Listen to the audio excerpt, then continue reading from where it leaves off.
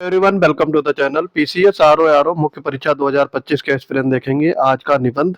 और ये निबंध श्रृंखला का 60वां निबंध रहेगा। जो लोग हमारे पेड बैच से जुड़ना चाहते हैं तो हमारे Telegram channel PCS wonders Telegram channel से जुड़ जाएंगे।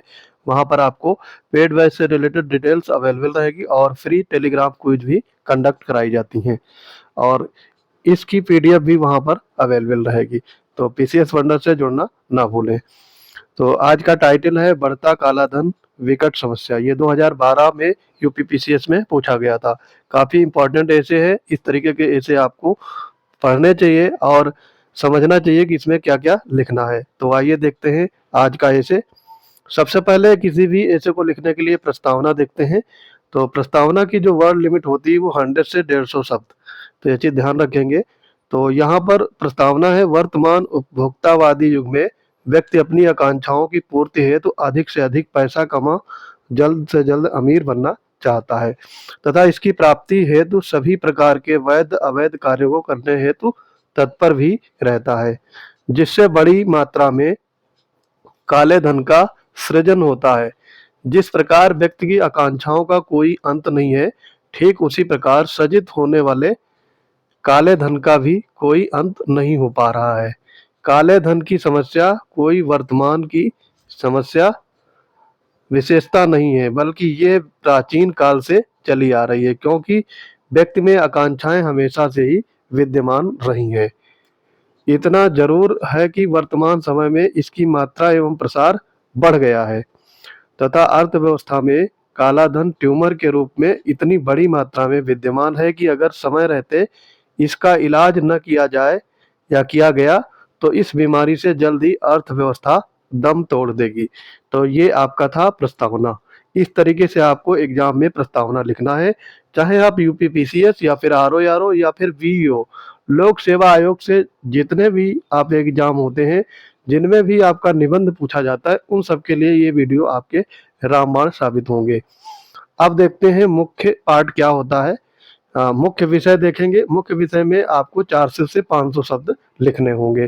तो काले धन को मुख्यतः दो स्वरूपों में बांटकर देखा जा सकता है, आंतरिक काला धन और बाह्य काला धन। आंतरिक काले धन धन के रूप में मात्र देश में यानी जहां पर आपने जन्म लिया है में अचल संपत्ति, बहुमूल्य धातुएं, सोना चांदी, नकद मुद्रा आदि रखने को सम्मिलित किया जाता है।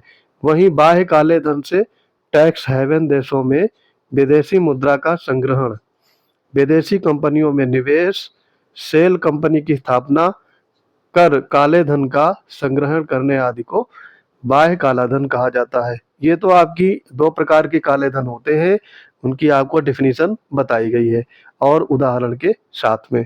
अगला पैराग्राफ आपका होगा मुख्य विषय का ही। काले धन के सृजन के स्रोतों की बात की जाए तो इसमें मुख्य रूप से निम्न गतिविधियों को शामिल किया जाता है, जैसे भ्रष्टाचार तथा अवैध व्यापार के माध्यम से आय की प्राप्ति करना, भूमि एवं वास्तविक संपदा बाजार में बड़ी मात्रा में बेनामी संपत्ति को रखना एवं इसका सृजन करना, विदेशी मुद्रा के हवाला कारोबार एवं आभूषण के रूप में काले धन का सृजन करना एवं छुपाकर रखना।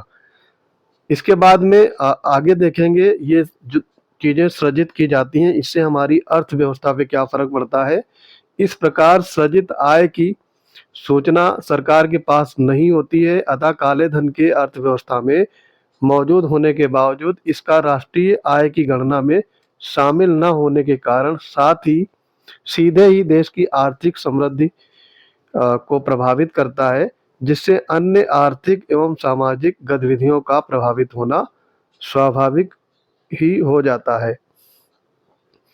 हालांकि सरकार द्वारा, अब आगे इसमें पैराग्राफ में मुख्य विषय में देखेंगे, हालांकि सरकार द्वारा काले धन की गंभीरता को समझते हुए लगातार इसके सृजन को रोकने एवं इस पर लगाम लगाने के प्रयास किए जा रहे हैं, जिसके लिए कदम भी उठाए गए हैं, जैसे काले धन से संबंधित सूचनाओं को साझा करने के उद्देश्य से कई देशों के साथ द्विपक्षीय समझौते किए गए हैं, जिनमें सिंगापुर और स्विट्जरलैंड जैसे देश प्रमुख हैं। इसके अलावा धन शोधन निवारण अधिनियम 2002 में संशोधन एवं कई राष्ट्रों के साथ दोहरा कराधान बचाव समझौता भी किया गया है तथा केंद्रीय प्रत्यक्ष कर बोर्ड को काले धन की जांच की शक्ति प्रदान की गई है। तो ये आपका हो गया मुख्य विषय का अंतिम पैराग्राफ। अब देखेंगे उपसंहार यानी कंक्लूड करेंगे ऐसे को।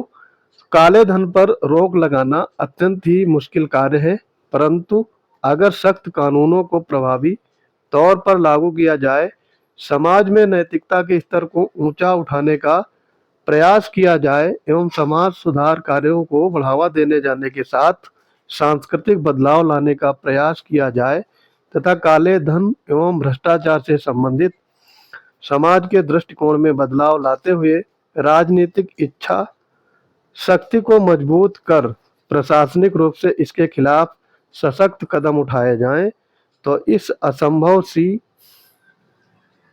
दिखने वाली समस्या पर भी विजय प्राप्त की जा सकती है।